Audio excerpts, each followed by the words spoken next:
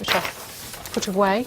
BBC will plead with pensioners to give up free TV licence. This is because the BBC is going to bear the cost of free licences for the over 75s.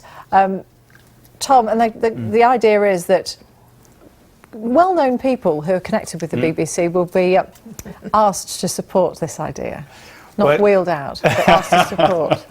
No, they will stride out very confidently. They will. Despite...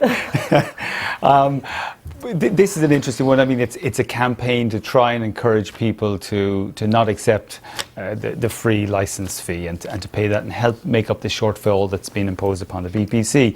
I have to say, if we look at previous campaigns where people are encouraged not to accept things for free, they don't work very well. And the winter fuel allowance was an example. Of course, it's part of a bigger issue, which is that the government was looking again at the BBC. Many people in the Conservative Party, not the biggest fans of the BBC, may be feeling that the BBC is not their biggest fan, despite the fact, of course, the BBC gives rather considerable amount of time to politicians, so maybe politicians might want to think about that.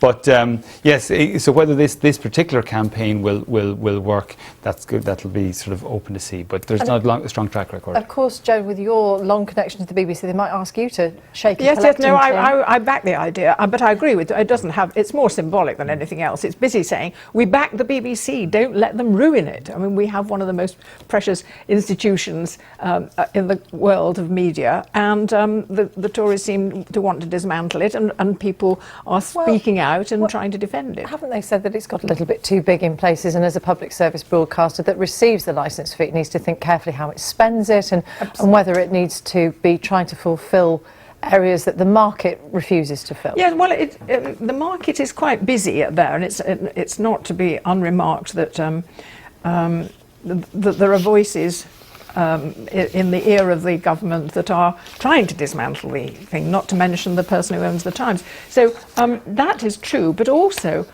it's a deliberate attempt to deal with the BBC by hamstringing it, and it's been done in the name of welfare. It's completely inappropriate. It's virtually unconstitutional in terms of the way the BBC was set up and guaranteed under its charter. So Murdoch is having a big say here. Well, yeah.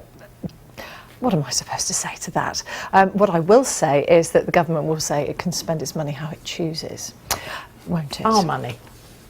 Our money. Crikey, let's move on.